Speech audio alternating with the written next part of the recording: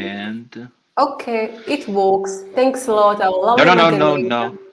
moderator. You are moderator. Yep, our lovely moderator Alex helped us already. Ah, So we're okay. online, guys. We're on air. Where are your smiles? It's live webinar. So thanks a lot for those who joined this event. How to start an e-commerce business is in top 6 internet searches, which means that everyone wants to be the next Jeff Bezos, but only if you will make it past setting up their Shopify trial. So welcome to our live webinar, where our subject matter experts will dive into the world of the future of Oh, e-commerce. First, I'll introduce our speakers for today's session. Ramazan Ganesh, Chief Hello. IT Solutions Officer. Hi, Ramazan. Hi. Ramazan hello. takes care of RC corporations, and with around 15 years in business, Ramazan is an expert in strategic IT solutions, driving efficiency and innovation to optimize businesses and their operations in retail and e-commerce. Here's another speaker of ours. I already told her because Sherry is Rose and our garden today. Sherry is Global Procurement Transformation Executive. Sherry, hello. Hello. Thanks for having me today. You're welcome. Thanks a lot for joining. With over 2 decades, Sherry does business and including retail and procurement spaces. She takes this leadership in transforming supply chains across manufacturing, CPG, food and bev, driving strategy and operational excellence. And Alek Liponov, CEO at Plavna. With over 16 years in e-commerce, LEC leads scalability solutions for global markets, shaping the future of digital commerce. Hi, LEC. Hi, everyone. Hi, everyone. Thanks for So, coming. Thanks for inviting me. Yeah, it's a you're pleasure. welcome. I hope you enjoyed the discussion with our speakers. So, Hopeful. enjoy the event. Forget about all this officials. Just enjoy it. Of So, course, I will. dear attendees, those who've joined us, who managed to join and to listen to our experts, stick with us, drop your questions in the chat, and get ready to supercharge your vision for the future of e-commerce. And before we dive in, let's start with the quick poll. So you can tell us in the chat if you prefer shopping in stores or online and why. Would be really nice to listen to your thoughts. Sherry, a question to you. What about you? Yeah. Do you prefer shopping from your cozy sofa and your pajamas? Or you're more of a shopping mall adventurer where you actually have to put on real t-shirts, dresses, and others? I am a mix of both, actually. And I think you'll find, and studies have actually shown that a lot of women, we need to go feel it, touch it, smell it. Indeed. So I like to shop online in my pajamas, but then I like to go to the store and actually see it, touch it. I might not actually buy it in the store there. It all depends. It's just when I'm there in the store, I'll take advantage of that time to actually see and feel the products that I might be interested in. And then I might take advantage of the convenience of ordering it online and having it delivered to my house. Especially when you got your salary and you feel the smell of new dress in the shopping mall, right? And you can have this relax. So really sounds pretty Yeah. familiar. Basically what we all do when we are not busy pretending to be productive. All right. Think about the way you shop. Do you prefer visiting a store or clicking a button from your comfort of your home? That's the game-changing difference between retail and e-commerce. Retail is tied to physical locations and store hours, while e-commerce is open 24/7, reaching anyone, anywhere with lower costs and faster transactions. One of the main triggers for the shift from offline retail to digital commerce, also called e-commerce, in 1990s included the expansion of the internet and success of platforms like Amazon and eBay, the introduction of secured line payments and others. So there were a lot of triggers to make e-commerce go live. Ramazan, in your opinion, how shifting consumer expectations and the evolution of e-commerce have transformed business strategies, and what key trends are driving this change?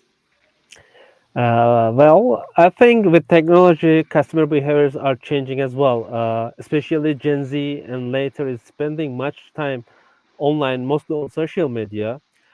So for business, social media advert and strategies affect both e-commerce and retail much. For now, I can easily say that the key trend is social media. Consumers are becoming less patient. they haven't got patience to wait even a day. So it makes business to make delivery of product or service as quick as possible to stay competitive in market. Nowadays, the market is very competitive about products and services. So consumers have many options and they can compare and choose any of them in minutes even. If a business wants to be competitive, it needs to build a delivery network very well, I think. And consumers needs more information about of product or services. That's why I think AR or VR technology is very good option for make business to demonstrate their products to customers. Fully That's agree why with you. Absolutely. Thanks a lot, Ramazan. I really you're share your welcome. opinion because in this case, speed, convenience, and immersive technologies like AR and VR are setting the new standard. Additionally, behind the scenes challenges such as supply chain management and the fact you told about kind of waiting in queues, right? Or waiting a day, a week. Nobody wants to wait at least an hour. And we can't talk about a week, right? Right now in Mhm. digital e-commerce.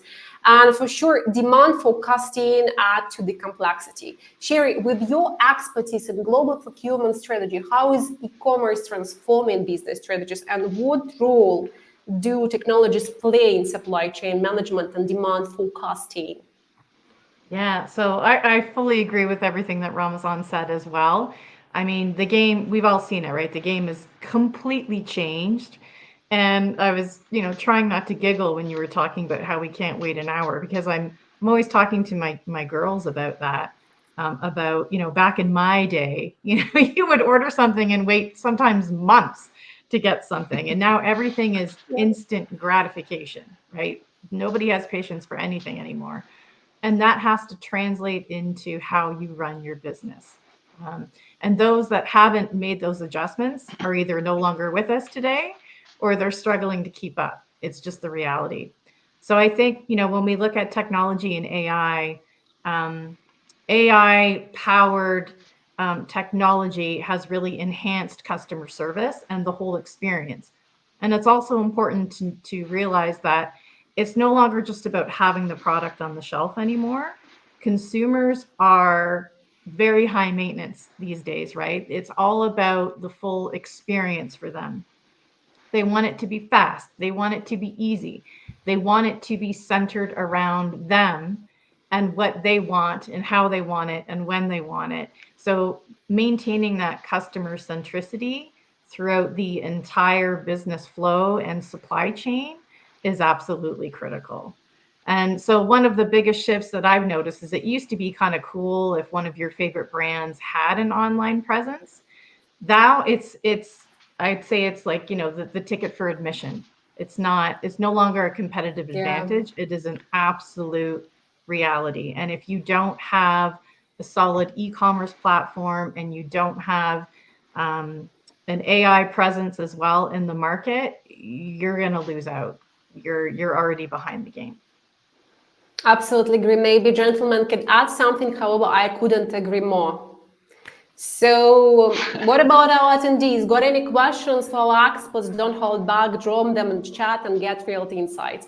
Meanwhile, let's dive deeper into the tech side. We are privileged to have a speaker from Plavna, a company shaping e-commerce since 2007. And with Yeah. expertise in web and mobile platforms, AR, VR, AR, and more, Plavna supports online retailers in staying ahead. It would be nice to approach the vision of Sherry, she told us a couple of seconds ago. Alec, how do you see the future of e-commerce and how are market challenges driving new tech demands? Okay. Let's come back for the first question. Generally, I am the mixed customer too. I prefer shopping online. I really love malls. I like the smell of new clothing or touching feeling.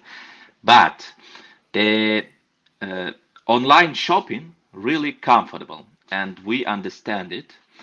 And yes, it's a big future we will see in a few years, maybe 5, maybe 10. A lot of challenges is fitting right now, but it's not slowing down. No way. And now, what about the future? Of course, everybody talks about AI technologies, but in my mind, AI it's not just a magical wand. It's just a stuff. No magic, no tricks, and you know that the simple Python script with Excel could solve this question, and it's not a big deal. It's a big deal, but it's not a key features for the future. In my mind, the future depends on automatization because we mostly shop in a big e-commerce platform, and they have to manage their warehousing, their supply chains, and as a technical technical Mhm. company, we have to understand how to deal with it, how to make a good automatical solution for a customer, and Mhm.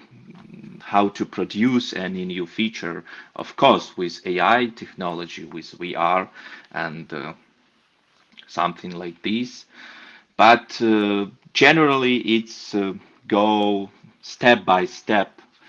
I I can't say that right now that AI components it's some kind of revolution.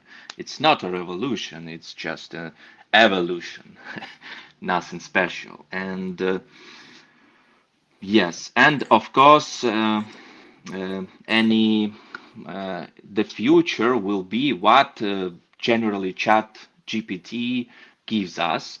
It's forget this word. It's a prediction about the Mhm. demand, about the supply, Forecasting, yeah. forecasting. Yes, we can predict our customer trends, what they want, which and how much products we can supply, and this is the future. This kind of forecasting and prediction. Thanks a lot, Alec, for your vision. It really opens the door to these massive opportunities. Perhaps Elon Musk got offended because of your words that AI is not a special and revolutionary technology any longer, but who knows? We don't care, to be honest, about it. So you can really invest a lot into using AI, checking the trend, implementation, and so on. But just ask yourself why, and we will tell about the trends and why you should or why you shouldn't use them. It will be the third part of our discussion. Right now, would be nice to tell that that's wrap up on the first part. And big thanks to our experts, Sherry, Ramazan, Alek, for breaking down the key industry trends.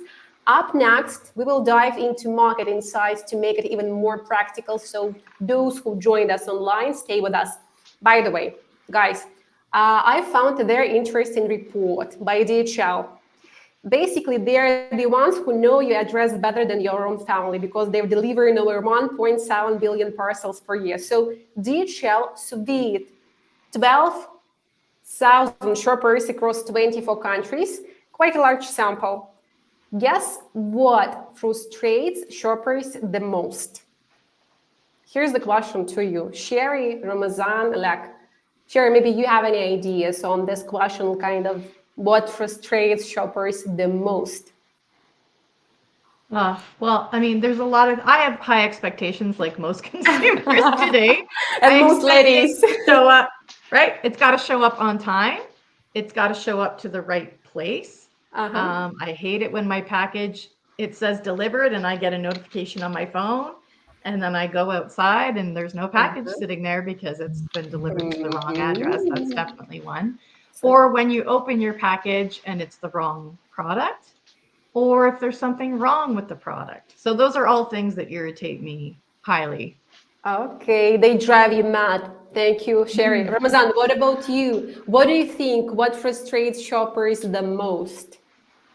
I think for me, it's delivering time frustrates me much. And also, in somehow I agree with Sherry, the wrong product. I mean, Mhm. not wrong product. The on e-commerce, I think, especially from Chinese side, Uh-huh. the expectation of product and real product is not same mostly, Mhm. and Mhm. that will make me mad about it because they're showing on online that pictures like a lot of specification when it comes to you and when it doesn't meet your expectations, it a little bit drive me mad, to be honest. For me, this is Okay. the red line. Okay, this is your vision. It would be nice to see if it fits the current surveys by Yeah. DHL. Oleg, what about you? Maybe you know the answer. If you know, would be nice if you could Yeah. hold it back right now. Okay. So Generally, tell I me. agree with Ramazan. Of course, the times, delivering time, it's frustrating thing, and we Mm-hmm, forget about pricing. The mm-hmm. price are frustrating High prices, us. right? The prices, yes, the big prices, and this is a reason why we have to cut costs, why we have to, I don't know, discover any new ways to supply something from China, something from Asia, and how to get borders and the cost.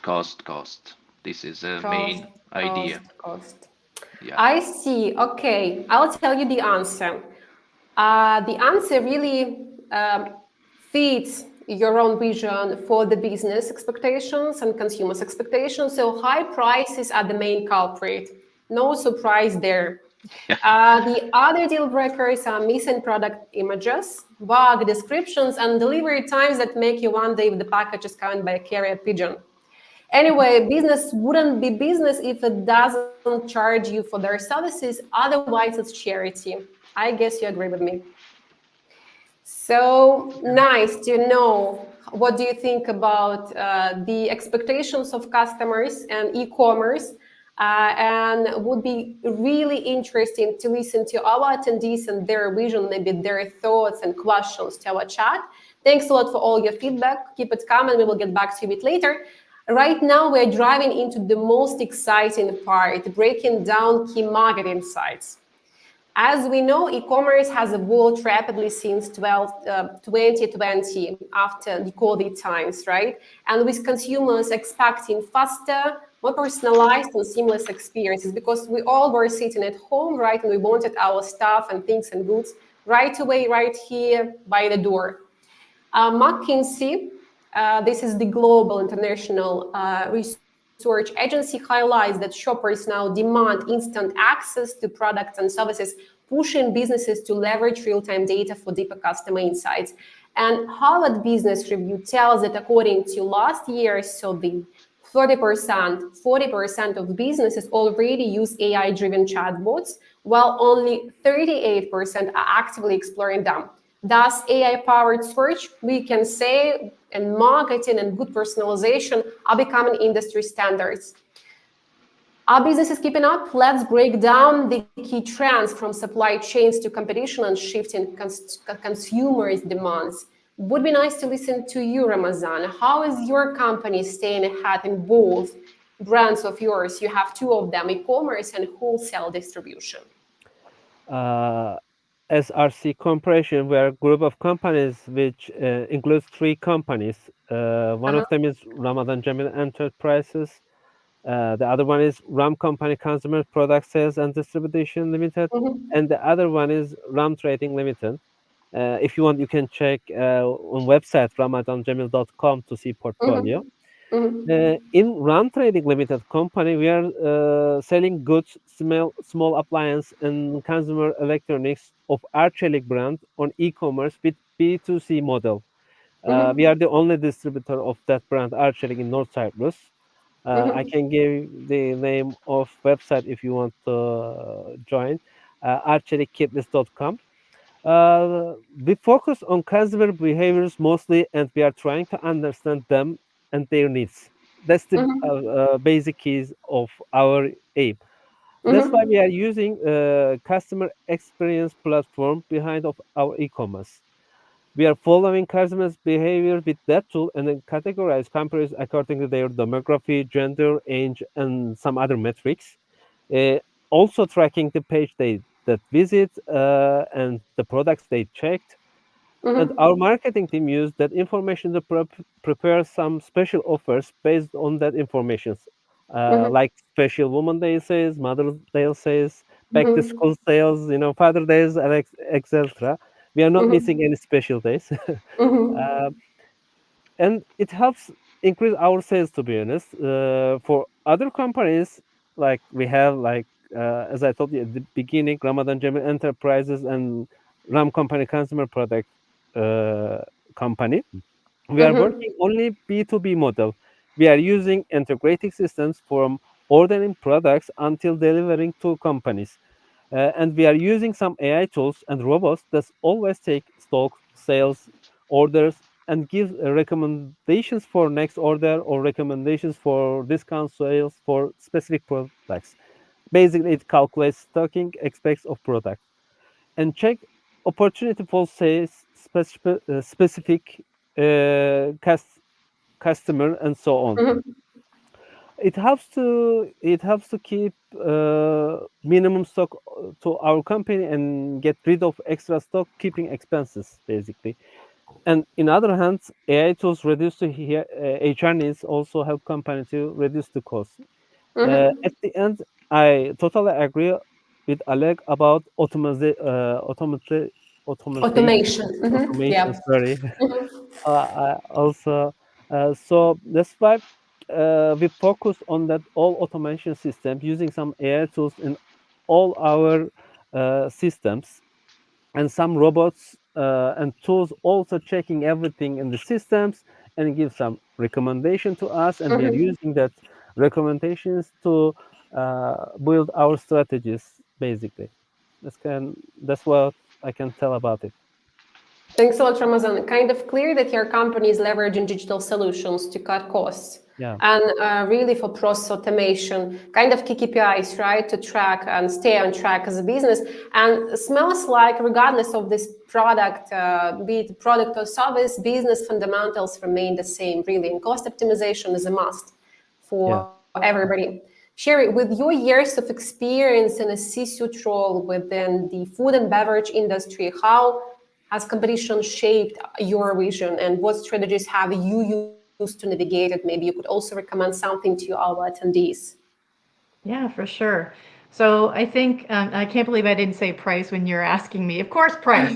But I was thinking of I've already bought it, so I've given up and I I made the see. purchase.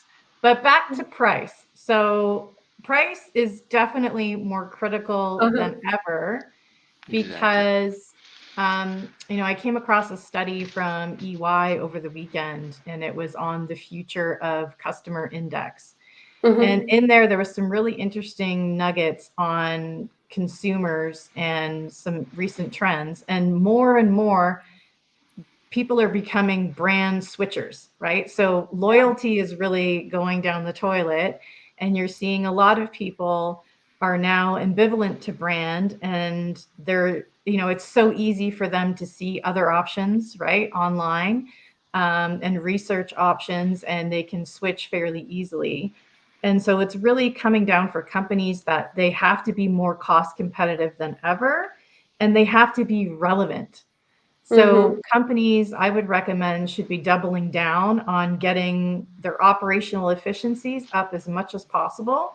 And that's from everything to how they manufacture, to how they manage their inventory, to their order flow, how, their distribution and shipping, and making sure that they're really paying attention to that last mile, because that's really what's most customer facing, right? It's customer facing at the beginning when they're evaluating what products that they might want, and they're doing research. And then it's customer facing again at the end when they physically get their product and how long it takes for that to happen. And so I would recommend that companies really focus on that in increasing their relevance to boost their brand and reignite their I brand in the see. market. I see. Fully agree. There is nothing to add, to be honest. I would even say that customers are really cheating on their brands. You're going to have really high level of brand awareness, invest a lot of in your marketing. However, once they see something special in the other shop, especially which is affordable and available online, unfortunately, they may go, and you can't stop them, and you can't disturb them for undoing this, right? So fully agree that client's loyalty already doesn't mean anything, right? You just need to fight for customers, implementing really on-track solutions, which really feeds the vision that Ramazan shared with us, kind of generation gap, right? And different generations, the Mhm. ones that were brought up with these technologies and they're really tech savvy. Okay, sounds great, Sherry. Thanks a lot for sharing these insights. Fully agree about personalization, about marketing, expenses, about the vision, about online presence, and so on. Everything is really triggering and ringing the bells. Considering our topic, it would be really valuable to explore perspective from those developing technical solutions, and Oleg would help us with this. However, before we go, would be really nice to know that we have a couple of new questions to our chat, and we will get back to them a bit later. And Mhm. those questions will be addressed to you, Oleg. Oleg, right now, could you please share your experience? What are the most popular requests from e-commerce? Because you are a C-level person in the technological company, and what solution has Klarna suggested to address those requests for e-commerce businesses? This is a question or not? Or This is a question to you, kind of tricky question, because we're asking you to share your own maybe competitor information with all the rest people in the world who are listening to us right now. Are you ready? ah, okay, most interesting request. Uh, Actually, I have one. It was about automatization, and Mm-hmm. the customer was a big watching shop, watching Mm-hmm. and jewelry shop. Mm-hmm. Few stores around the city, about Mm-hmm. five, and the warehouse uh, is managing by, I don't remember the name of the system, but it's Mm-hmm. a kind of operating system. He is operated by warehouse. And what was the deal? The jewelry or watch are expensive, and they can't have a lot of in warehouse, and they just need to sell piece by piece. And the all amount was Mm-hmm. around the stocks, and we produced like a omni-channel system. If Mm-hmm. the website and these stores, and if customer come to the store and take the watch, Mm-hmm. the the assistant, if they how to say it, beep Uh-huh. from from the this scanner beep, Mm-hmm. and the watch is coming mm, to the saving, and Uh-huh. it was impossible to buy it in a website or anybody else. You can't order it. It's like this saving system and omni-channel system, and synchronize between these shops and Mm-hmm. warehouse and website, and it Mm-hmm. was a good solution, good, really good, and very really difficult to produce this system.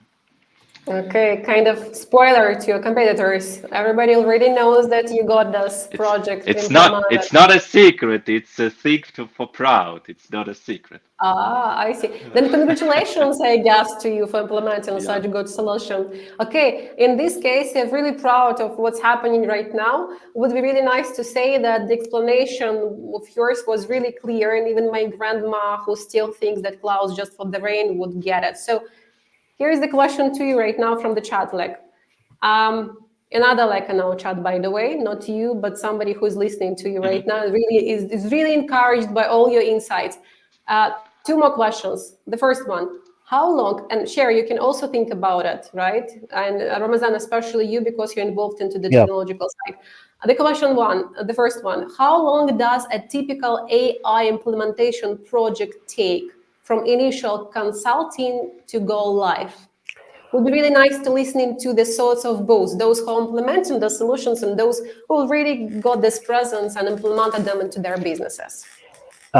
Yes, to be honest, it depends on the project and it needs because, Mm-hmm, for example, I can give example from my experience. We are using and sometimes we need to build our own AI tools to drive on our systems.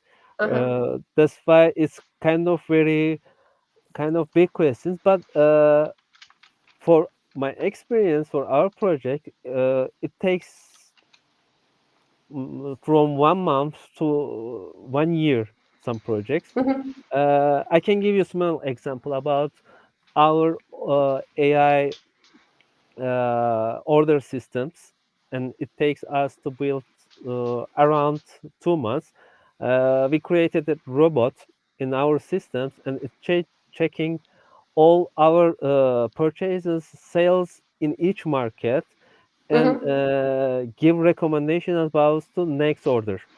mm-hmm. So, as I told at the beginning, it depends on the your needs exactly. So I can't give exact time. It takes this amount of time. If it can, the question can be more specific. I can give more specific answer. To be honest, Okay, so from couple of weeks up to a couple of months, right? This is the average AI yes. implementation from your experience. Let's ask the tech side. Alak, what's in view? Mm, What do you think from your experience? Maybe you can share something, whether from a couple of weeks up to a couple of months, this is the real term to implement AI from the collection of the requirements collection up to go live. It smells kind of, we can really use customized solutions, not AI, if it takes us months to implement it. no, actually, of course, it depends. It depends on difficulty of this solution, and but to be honest, we don't. We actually rarely producing something new, designing a new AI software or something like this. Generally, we use ready-made libraries and Mm-hmm. chat GPT and any solution, and it doesn't take long. Maybe months or 2 or 3, depends on difficult. It's the generally this core of solution AI stuff. It's not difficult, but this surrounding more difficult than this AI. Like to Mm-hmm. connect it between any software, to connect between any, I don't know, any It's users and called, I something. guess it's called kind of infrastructure, right? Technical infrastructure. Infrastructure, technical All this. infrastructure, the Mhm. more difficult than this AI core. It's not I so difficult. see. And Okay.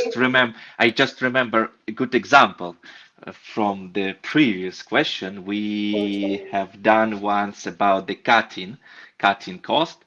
Okay. We produced it was a software to help the customer manage the delivery system, because it was a big supermarket, and any staff have any size, different size, and we manage this packaging track, how to package it more smartly, more, and yes, this managing system, and it works between warehouse, this system, and manager who are packing this truck, and the online shop and time slot, because the customer, no, the buyer need it as soon as possible, and time Mhm. slot, warehouse, this manager and this system are Mhm. packing in a truck this any goods.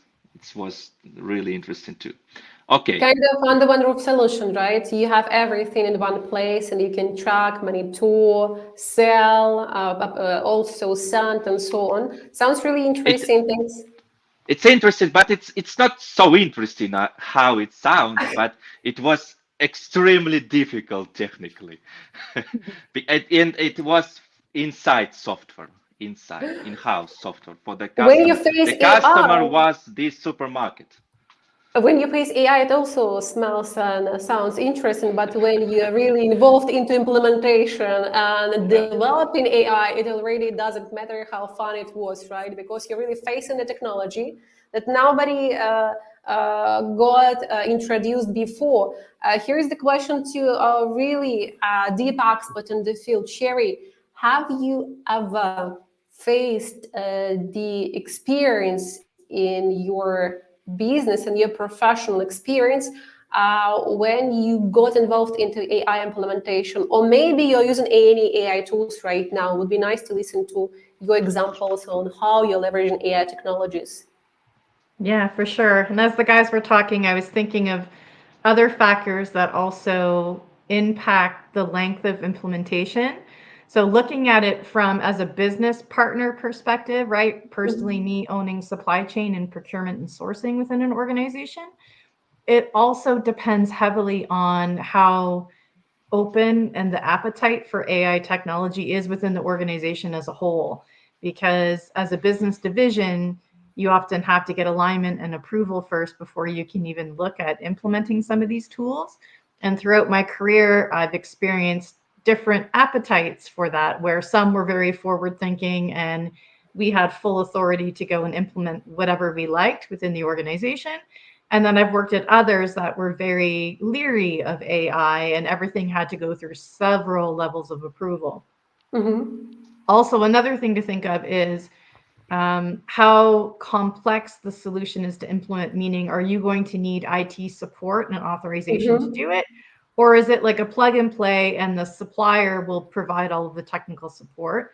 And Mm-hmm. also how many resources you would need internally to help manage it and work with the implementation? Or is it something that can be managed externally through the supplier?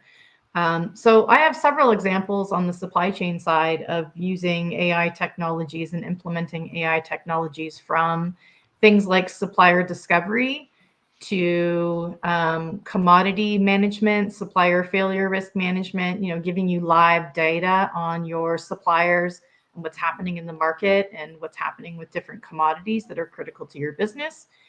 And also things like forecasting, supply chain forecasting accuracy. And those have all had very varied implementation cycles and success. But what I would say, my number one recommendation and kind of call out, is the importance of having cross function collaboration and buy-in at the beginning. So when you're evaluating any AI technology or any technology that you're looking at implementing, making sure that you've first taken the time to involve your other stakeholders and partners. Depending on what that is, they might even involve your external partners, like your suppliers, if it's something that they're going to be facing and working with, and getting that buy-in and alignment ahead of time, because I promise you it will expedite the implementation cycle and the success if you spend the time and effort up front, as opposed to waiting till you implement and then trying to gather everybody within the business and getting them to buy in and work with the solution. Agree. Really, to find a real clear goal, right, and why you need this technology, and set the stage, set the team, set clear expectations on its implementation really matters. Fully agree about demand forecasting. Really, on the pages right now, online, in newspapers, the future it is distributed evenly. Really, so while companies are using ChatGPT for content generation, e-commerce will be using AI and data-driven platforms for demand forecasting to predict what you want to buy before you even know it. So this is the very important point for those who are trying to enter the stage, to enter the e-commerce industry right now. By the way, Sherry, a question to you because we were exploring your experience in online shopping and so on. I have another one. Guess what question? Mhm. Taken from the digital report. Which devices do you think are used most often for browsing and buying? Phones, for sure. I think most people are using smartphones today to shop. You know, you see it when you're out and about. Mhm. It's both convenient, but it's also a problem is that people are super addicted to their phones and to scrolling. Mhm. And so Connected, both to them. right, any free moment that people have, you know, you typically see them heads down staring at their phones, and they could be doing anything from paying their bills to maybe chatting with friends, but often they're scrolling and shopping, sometimes buying, sometimes just window shopping on their phone. Okay, a But good opinion and suggestion. Let's listen to Alak and Ramazan's opinions. Gentlemen, what do interesting you think? interesting thing, cause my nephew, she is 11, and right now I think she uses iPad more than iPhone, Mm-hmm. and she's reading, she's chatting with friends, she's surfing in internet, and the iPad, the she like it more than iPhone. And I think Okay, that we forget about iPads and how this uh, it's called how tablets. tablets. Yes, we Uh-huh. forget about Okay. tablets. But really, I was shocked when I understood that she's using more iPad more than iPhone, Then and we will be she surprised by likes the very by much. the answer, by the insights by DHL. Let's listen to Ramazan. Ramazan, what do you think? Maybe you have family relatives who could really give you this answer to this. Uh, I totally agree with Cherry about it. Phones mostly, but Okay. for me, I'm a little bit old school. I'm using computers still. Computers, yes, So, me too. I'm using that word old school for using computer. It feels strange, but uh, mostly my observation, phones is mostly using device for e-commerce because you know why?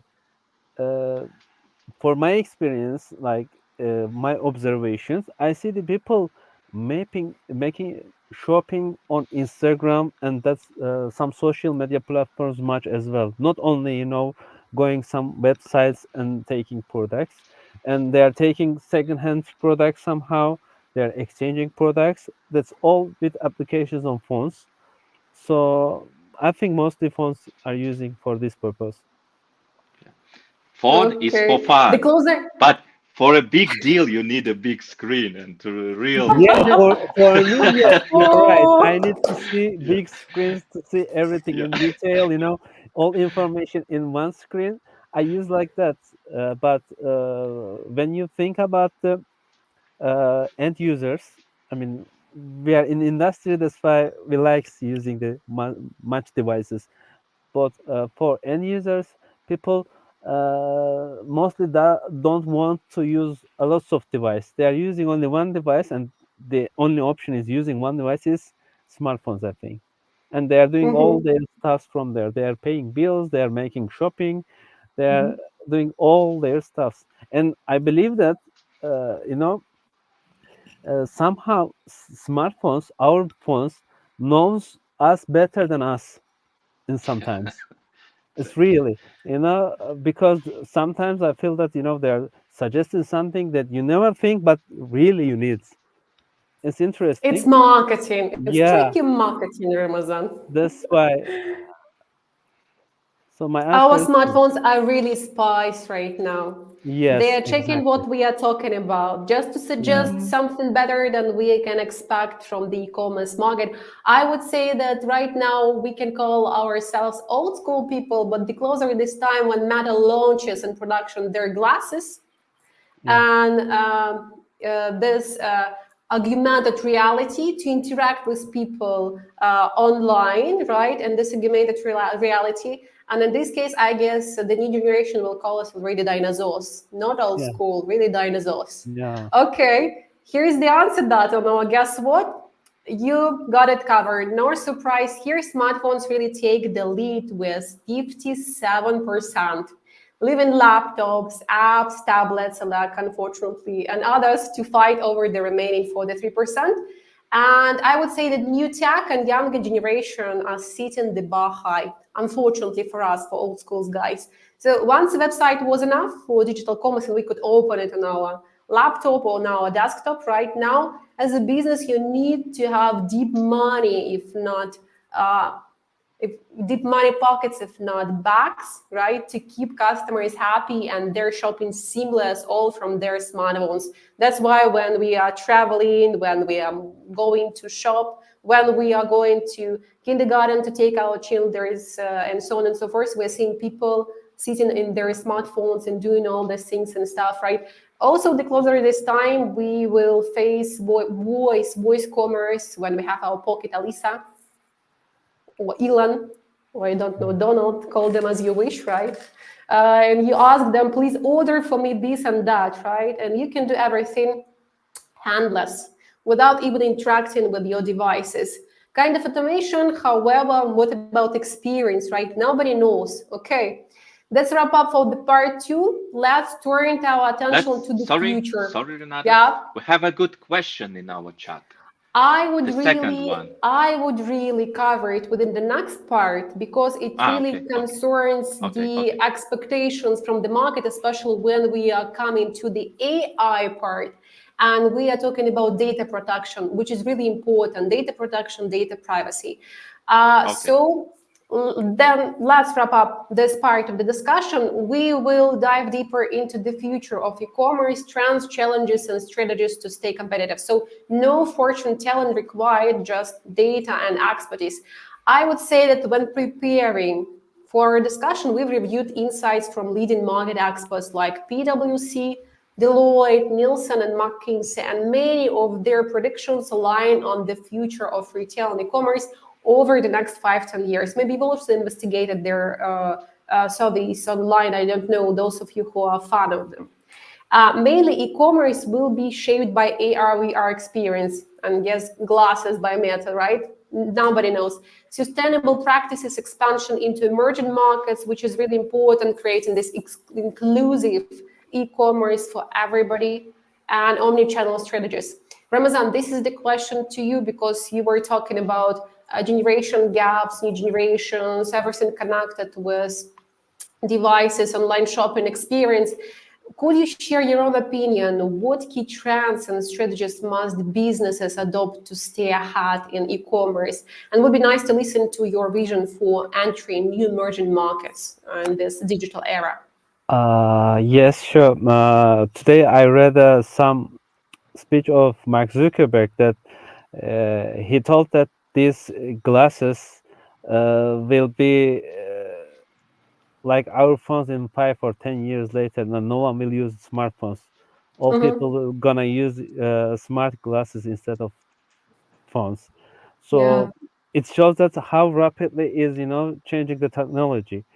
Uh, for me, business needs perfect supply chain first, professional social media management, and as I told you, ER and VR product information on their e-commerce platform to make business more competitive.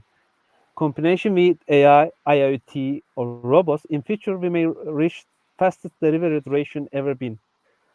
I think that you'll make an order with AI tool, the closest where warehouse will be chosen, robots will prepare orders, and automatic vehicles like drones, cars deliver the order. That will be no human preparation for delivering order.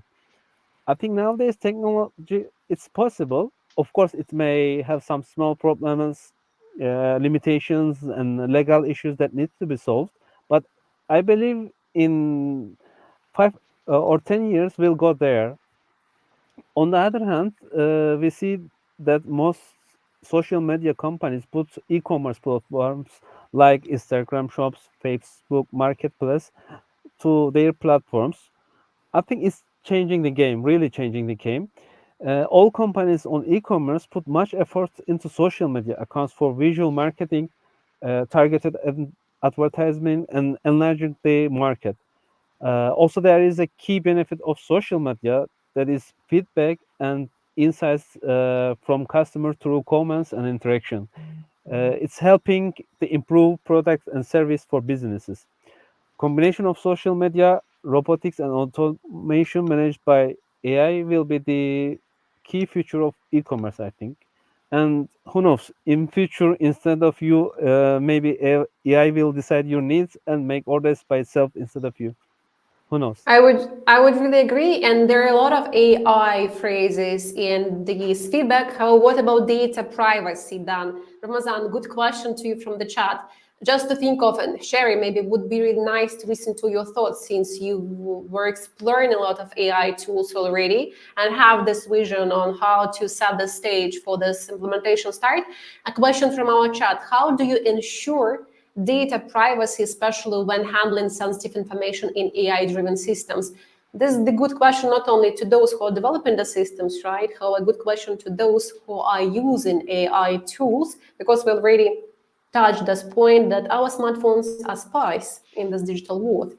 So it would be nice to listen to you. Ramazan, what do you First, think? firstly, we are following country and international security rules or regulations about the data privacy, Mhm, and we are applying that procedures. And then we are doing some stuff to make data privacy, like data minimization, taking only necessary data that we need. We are not taking all data of the how can I say, people or the customers. We are taking only data that we're gonna use. For example, name or email address is not important for us. The important stuff is, let's say, demographic uh, stuff. So we are taking only that part of data, and after that, we are after using data, we are stripping away that unnecessary data we are not going to use again. uh, that's the our procedure. We have some procedure about data privacy, but this is the key point of our procedures. And also, we are doing every year penetration test about the data privacy with mhm, international company, and we are doing every year, and we have that score. mhm. So we are keeping it like that to always keep data privacy, and we are sharing that privacy procedures with all customers or people. I see. Sherry, what about you also? Considering so badly structured, I mean, really tough structured data privacy rules and Yeah. requirements, what about your vision for this as a person Yeah, so who everything is that using Ramazan it? said resonates well with me. I think it's really important that everyone within business keeps up to date on regulations, restrictions, guidelines, rules from a sharing of data perspective, storage of data. So on the supply chain side, I'm just thinking of some examples is, let's say there's an alert on a particular supplier, we're very careful that we're not broadcasting that publicly in a way that might have a damaging impact on their brand out in the market, as an example, is how you can think about it from a supply Mm-hmm. chain perspective. And we touch a lot of data from financials from suppliers. We have customer data that's also feeding into our strategies and how we manage things on the operational side of the business. So it's always maintaining privacy is absolutely critical, and really thinking carefully before you share any data publicly and also within your organization. I see. Thanks a lot. You know, there are a lot of businesses, especially those who wanted to raise funds from business angels, who suggested paying users for sharing their private data. So Mhm. all about this cookies and accepting this online using website terms and conditions, right? You can get paid, but share your private data. Nobody knows. Maybe tomorrow they'll monetize this resource of sharing private data, but so users earn some money, business earns more, right? Because they can reuse this data to train algorithms and to do anything they want with your data. So share it really attentively, because this is your sensitive personal information, kind of out of your bat. Alec, what about you? Sharon and Ramazan, they're presenting the real business sides and digital transformation parts of their companies. You're representing the tech side of those companies who are really implementing technologies and who really should take care of data privacy for your future solutions you're implementing for your customers. What's your vision for ensuring data privacy, especially using AI tools and similar to them? Okay, generally for us as technical guys, we don't need this information, this sensitive information or sensitive private information. We don't need it. We just need raw data. It's all. And of course, if we are using our AI computing, we use raw data. Everything are sensitive are keeping in our clients and during the government rules and these part of rules and any advices and I don't know. I actually don't know where our customers are saving this data, but we just need raw data, nothing more. And this raw data, generally, it's impossible to be read by human being. It's just for computing. And this, it's a good example. Everything I told, it's the bracelet of reading your sleeping activity, and nobody cares about bracelet. Nobody don't need it, but everybody needs this data about your sleeping activity, and they bought this data from these companies who are selling this bracelet. The business is not about selling bracelet. The business is about this data, collecting this raw data. And this is a key of this business. And but it's not personal data. It's just tons of numbers and tons of letters, nothing more.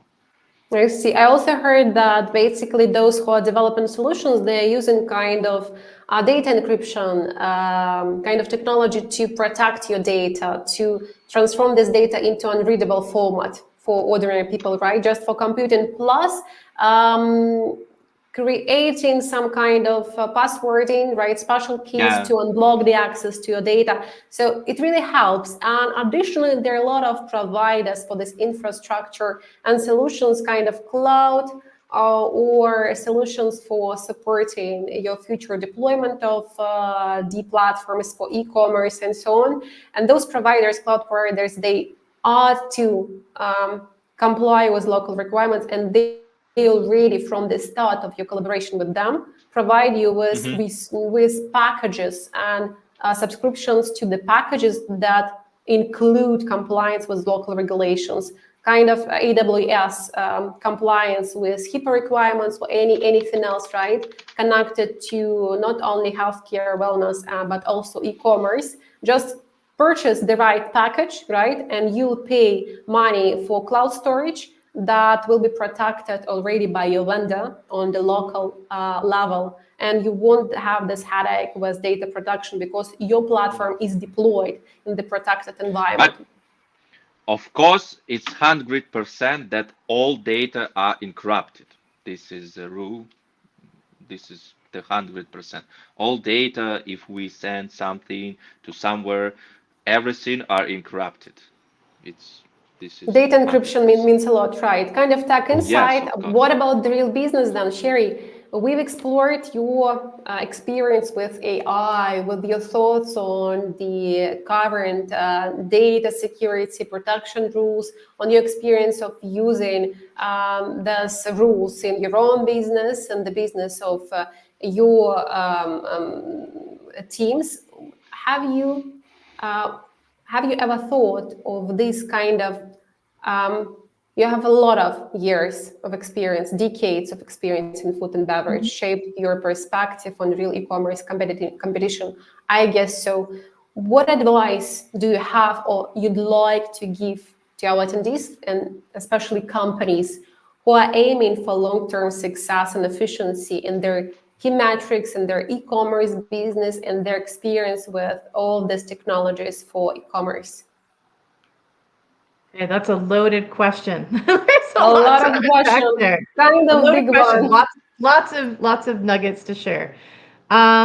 So I would say first of all that AI is definitely shaping and influencing how consumers are engaging with brands, and in some cases how they're buying and what they buy. But studies show that still 58% of consumers, although they're looking at it, they're still not buying based on those recommendations. And what that says to me is that although people have been afraid of AI and technology, remember when it was first coming out and people were like, I'm going to lose my job, I'm not going to be needed anymore. Yeah. So AI is great and it's really useful if it's used in the right way, but in order for a business to succeed, they have to use it correctly and smartly, and that we still require a human touch.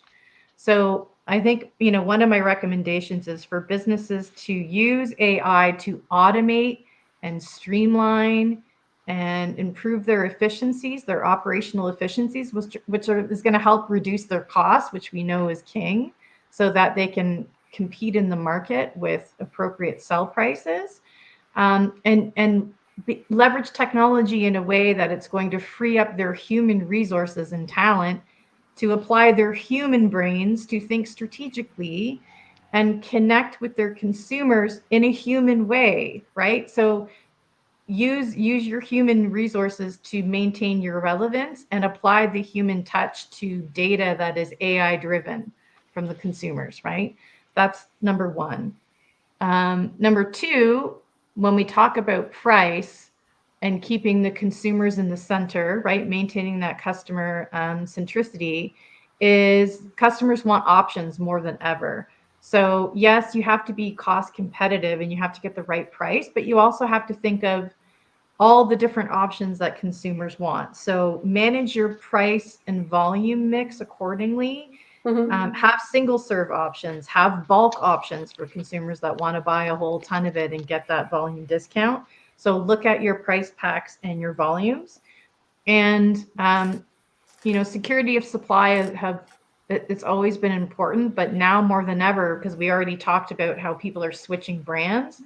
So think about that, because if you don't have the product available, guess what? That most consumers aren't going to be like, I'll wait till next week and I'll keep checking to see when they have it in stock. No, they're just going to switch and buy something that's next to it on the shelf, or buy it online as one of the options that came up as something that's similar. So operational efficiency and making sure that you've got resilience built into your supply chain, and that you're selling a quality product, are going to help you maintain and build trust and as much loyalty as you can in today's world. And something else that I came across that I think is important for the audience is that, customers are smarter than they've ever been. They've got access to all kinds of data. It's super easy for them to research. And a lot of them are feeling skeptical and burned and duped. And one of the ways that they feel that is, shrinkflation, right? So they're seeing that, hey, this is costing me 10% more than it did 2 years ago, and I'm getting, 30% less product in the package. So they're not happy. They're really scrutinizing everything that's in front of them. And so be careful when you are branding innovation, because consumers are really paying attention to what's happening with products.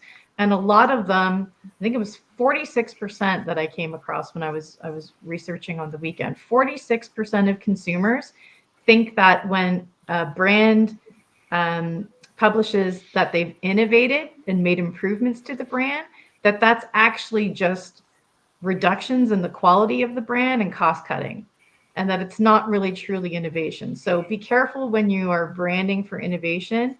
and actually leverage technology and AI to drive true value and innovation that's going to connect with your customer in a way that they can see it and recognize it. And they see that value to help you maintain your relevance. Fully agree, Sherry. Really, customers are smarter than ever right now, right? Because they can really do the sofa shopping, go nowhere, and get everything they want out of their smartphones, right? And the social Yeah. media, online presence of their special brands they are committed to. Would be really nice to listen to the thoughts by Ramazan, because Ramazan told us about their deep experience. We will get back to Alec a bit later. No No, no. worries, Alec. It's You're just. covering the tech part.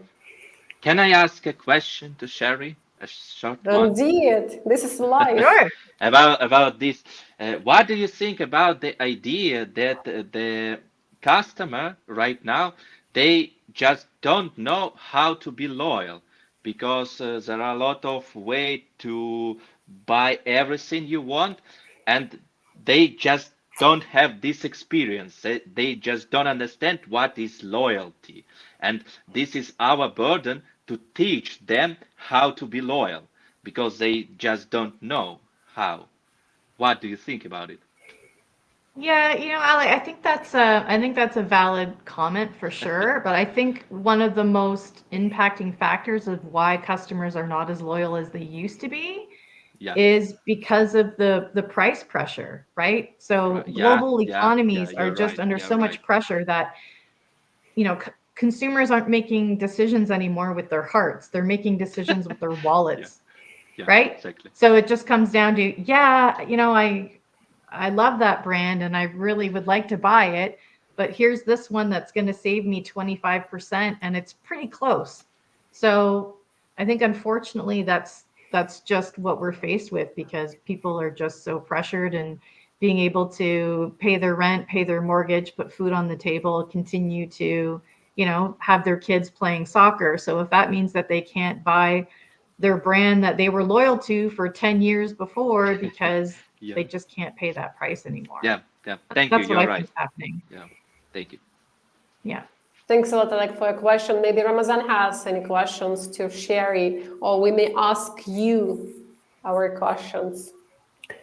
About loyalty, mean, I think we are forgetting sometimes some points that customers are using AI tools as well, and they are making their research with AI, with data. For example, when they want to buy product that they are loyal, and they are uh, comparing the products like same qualification with a lower price. As you said, the price is very important, and they are making big research about the products that they're gonna buy. As I agree to share it in that way, that the economic is going not good. I mean, going worse. So people focus on mostly basic needs. So when they're gonna buy a product, they're making big research about it. So they are using that AI tools like ChatGPT, nowadays DeepSeek, Gemini, and they are comparing the products. And like before, they don't care about muchly. I'm not saying totally, but muchly they don't care about branding. They focused are mostly their needs. They are not paying much to some kind of specification that they are not going to use. For example, when they're gonna buy a phone, they only uh, deciding the which specification they need. For example, if they need better camera and no more performance, they're focusing in different kind of machines. They're not taking iPhone or Samsung totally. That's why they have a lot of choice for different prices. Like even that Chinese brands getting much loyal nowadays because of the prices. I think it's not loyalty; it's basic on the prices. So that's my point. I think, as Sherry said, people, consumers are much smarter Then, nowadays. if we are touching the base of customers' choice they are making right now easier than ever, what could be the biggest recommendation of yours to those who are e-commerce companies and who are trying to attract digital customers, purchases, buyers to their platforms, to their products, brands, to increase sales?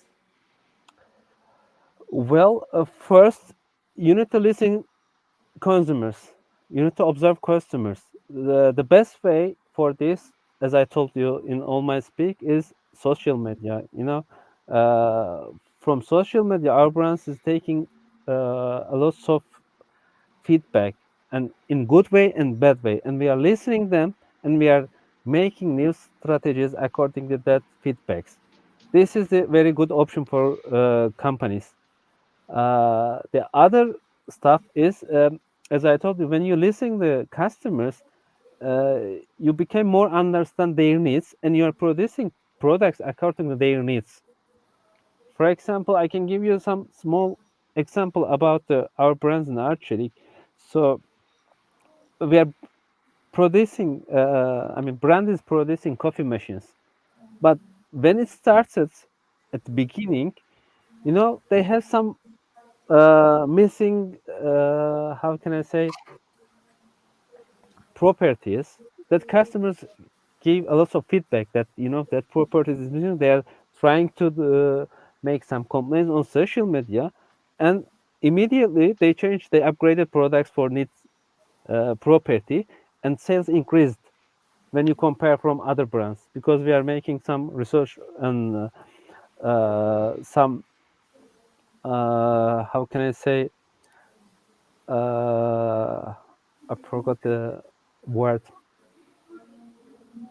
we call as. Sorry, I No need to worries, you think can first. check it or you can just rephrase. We Okay, will get what you mean. sorry, I'm checking. No worries. So we're talking a Yeah, lot with questionnaire. We are making questionnaire. some questionnaire survey, let's say, Mm-hmm. online, to check, you know, our sales according to our rivals. So it shows that when you listen to consumers and do improve your products according to their feedbacks and their needs, it will increase your sales. In somehow we observe that even price is getting higher, people choose your products because they feel that you are listening them, and it makes you Mm-hmm. more connecting to you. They says this brand is listening me, even I can pay more to support this brand because they are listening me, not like, let's say, other brands. They are not making any action for my ideas, for my needs. Sometimes you are making some special connection with consumers with some products, and we observe that stuff, so that's why we are listening them. This is my best advice to companies to do this.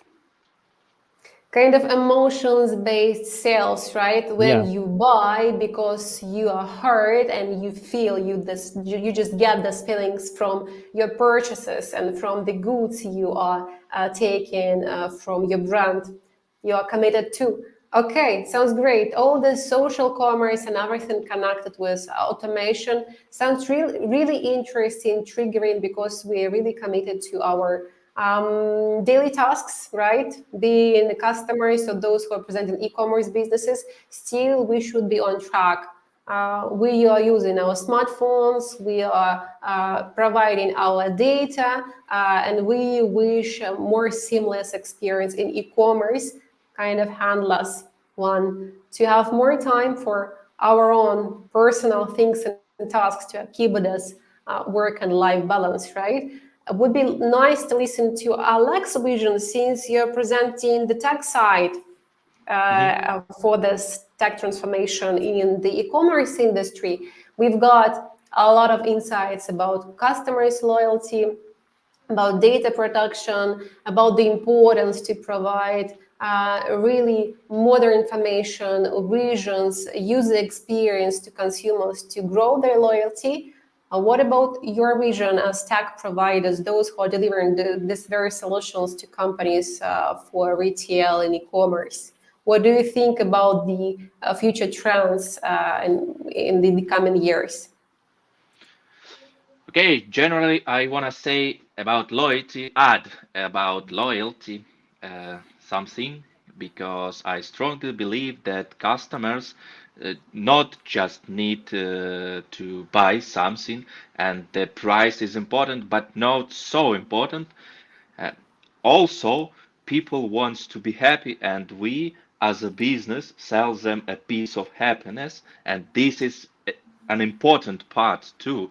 And especially, not especially for us, we just coding. We are technological guys. We are coding and writing code. But this is my credo. I believe that uh, my customers buy from me not a code or a program. They buy my expertise and a good experience how these products are made. This is a good expert expertise and a good Mm-hmm. experience, a good feeling. And we as a company, the first of all, we have to provide this expertise and this good experience, and they should feel good. This, and after that, they become loyal. Okay, what Sounds about sweet. trends?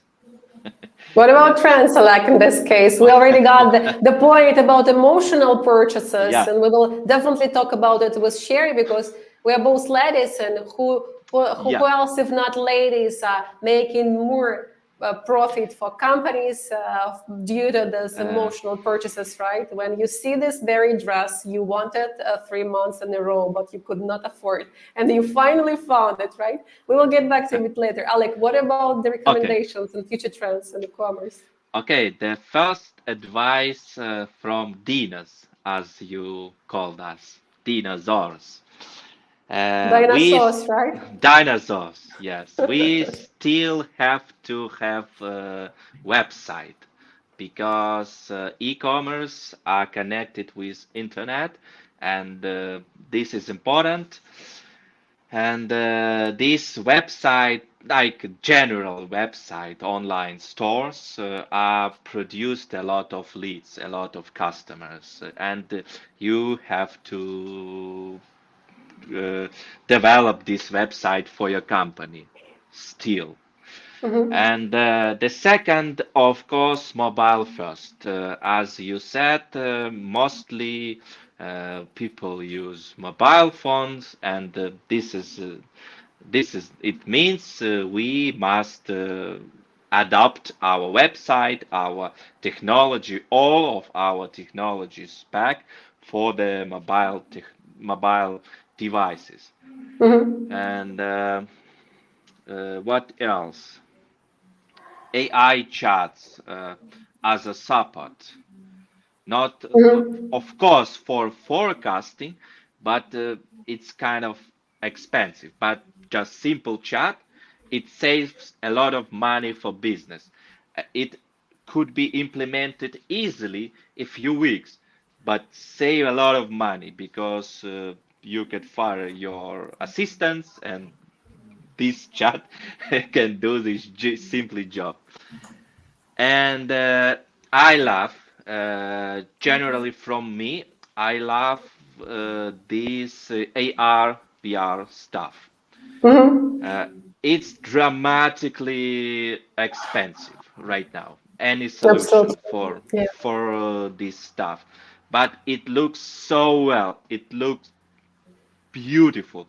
And we once we were programming a solution for a developing company, and it looked like you wear these glasses and can walk through your future apartment and touching fridge and touching any kitchen stuff, any sofa, and walking around your apartment. It was brilliant, really, Mm-hmm. really, how to say, uh, breathtaking, kind of. Breathtaking. Yeah. Breathtaking, yes.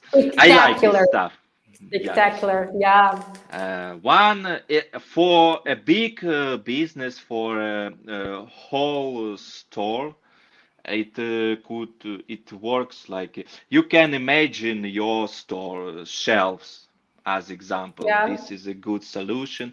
Just Mhm. for a supervising, you wear these glasses and just work with your shelf. This is a good Yeah. idea. And finally, uh, if you wanna build a big business, you have to follow for the modern technology. You have to do your automatization. You have Mhm. to follow AI stuff. You have to follow VR stuff. Just stay in trend, and follow trends to be like a smart and technological guy. And a good solution for a small business too, uh, doing simple, do simple solution. Use simple solution, any ready-made libraries like Shopify. Just do it, do it smartly, but use do it simple but smart. It's a good idea. As simple as you can. Fully agree. Sherry, it's a good question because trends are trends. However, nobody reject the dopamine and emotions from purchasing. Marketing is marketing. You're entering the mall, and nobody can compare sofa shopping with this physical visiting the mall, right? When you feel the smell, when you see people around you, while we're wrapping up our discussion, maybe you could give a couple of words about this emotional purchases and your own experience of working with them, whether you're using kind of technologies to create this and raise your sales with emotional purchasing. Yeah, I think Ramazan really hit it on the head when he was talking about, social commerce and really connecting with your customer. So that resonates with me. If I get a personalized ad that comes to me and it's relevant and on point with what I'm interested in, I'm more likely to buy, of course. And I think one thing that also resonates with me is, understanding that the shelf has expanded, right? So we've talked Mm-hmm. a lot about how customers buy and engage in multi different channels. And, omni-channel is not new, but it's more blurred than it's ever been before between brick and mortar, walking into a store, and e-commerce, because consumers will, maybe they'll buy online but they'll go to the store to return it, or they'll buy it in the store but they use online to return the product, or what have you. So I think you need to think about, when you've got the consumer, especially those emotional consumers, that you've somehow connected with them enough that they're standing in your physical store and they're looking at your shelf. How can you engage with them further? So I've seen things like, with QR codes that you can scan, and then it's a video, that will speak to you more about the brand. And so just different ways that you can really further engage and connect, humanly connect. So leverage technology in a way to get you the data that can help you work with your marketing teams to figure out how you can more personalize these things and connect with your customers in a way that, as Ramazan said, they feel that you are listening to them, that you understand them, and that you're truly reaching out, trying to add value to their life with your product. Sounds kind of good experience, I would say. Even from the point of this cost reduction, maybe you heard something about this subscription-based e-commerce. When you got your box on a regular basis, you pay for a subscription, be it for cosmetics, be it for socks, and on a monthly basis, after paying your subscription and giving this recurring revenue to companies, you're receiving your goods without having this need of exploring on monthly basis these goods online, right? And taking time, wasting time on it. So maybe it's also a point for creating, raising kind of loyalty, because you can subscribe. From the point of e-commerce, it sounds kind of cost reduction because customers pays kind of installment and they get what they want, right? Mhm. From the point of customers, it sounds kind of, I'm raising my loyalty with this brand because I've already committed, right? I don't want to switch to anybody else. If they provide me with good stuff, things, goods on regular basis, I paid for the subscription, right? And I get my stuff delivered on time, and I won't go to anywhere else, right? Because all people are creatures of habits, right? Yeah. So nobody wants to spend time. Sometimes we're really lazy for doing this. Sometimes, especially when we're They've tired. just got so much other stuff to do. I agree. I think subscriptions are, that's a great example. I'm a fan. I have some subscriptions. And really the only time I think about changing is when something goes wrong. Because I don't, Yeah. I like the product. I've already committed to it. But, I have a protein powder, for example, that I love that's only available in Mhm. Canada. It's only available online. But the last 3 shipments, they've screwed up and it's gone to the wrong house, or they say it's delivered, but it's not there. And so now I've had to spend time engaging with them to say, look, I really love your product, but this is a huge inconvenience for me. And I'm seriously considering switching. So what are you going to do to make it right? And that's when they need to step up now with, we're sorry, and here, can we offer you a coupon or some kind of discount for your next Yeah. order, right? It's how they react, again, connecting with the customer and how they're going to make that right moving forward. Fully agree. We're wrapping up. I would say that, and being this bridge between our businesses, our speakers, and the tech side, I would say that we can highlight a couple of trends, I would say, for the future of e-commerce and those who are presenting this business and navigating digital transformation. The first recommendation, make it simple. However, use data. Any insight beats gut instinct in a crowded market. So you can use data from your users, from your sales to make smarter decisions. For this purpose, you can use anywhere that suits you. AI, Python-based algorithms, it doesn't matter. Even simple dashboard in CRM feeds does matter, just to give you data-driven expectations and create something special to predict your sales. The second recommendation that really rings the bells of everybody: consumers expect intuitive digital experience. It's not only about omnichannel, right? It's about, if I'm taking my smartphone, I'd like to have a really good and simple user interface. So focus on smooth onboarding, AI support, and mobile-first design, just to provide really good experience and 24/7 support, not to lose your customers, because in a digital world, unfortunately, creating this loyalty is becoming really challenging. So sometimes simple user interface can build this loyalty within your customers. The third recommendation, which is really important for those who are creating their e-commerce business, or those who are already big sharks in this business, I don't know, maybe they're also listening to us. Fast, consistent service across the app, mobile, and social channels. It's about omnichanneling, right? When you can take a smartphone, start purchasing, and complete your purchases already at home, at your desktop, or at your tablet, who knows, right? Where you finish your journey with this shop. The first one, we all love buzzwords, right? AI is new fad, but don't follow the trends. Try to find something really special that solves your problem. If AI works to automate some kind of processes, do this. If not, analyze whether this technology will give you clear ROI. So adopt technologies wisely. And the fifth trend that we were touching partially within our presentation is that voice shopping is growing fast. Sooner or later, people will take their pocket Alisas, Nicks, Alexes, and so on, just to make their shopping easy and handless. So you can also use new trends, try to adopt them, and see if your customers give you good feedback on these technologies when interacting with your brands. That's wrap up. Thanks a lot for showing up, dear speakers, Sherry, Alec, Ramazan. It was really a pleasure to listen to you today, to get your Yes, thank insights, you. and you really fired the stage up for all the attendees who joined us to listen to. Those who could not make it today and who could not get involved in our discussions as listeners, check your inbox. Recording and hot takes are headed your way. And remember, in the business game of e-commerce, the ball don't wait, they're built. So see you later. Bye. Yeah. Thank Bye you. Thank Thank bye. you so you. much, Thank you guys. so much. Bye Yeah. bye. Take care, Bye everyone. bye. Bye bye. Take care. Bye.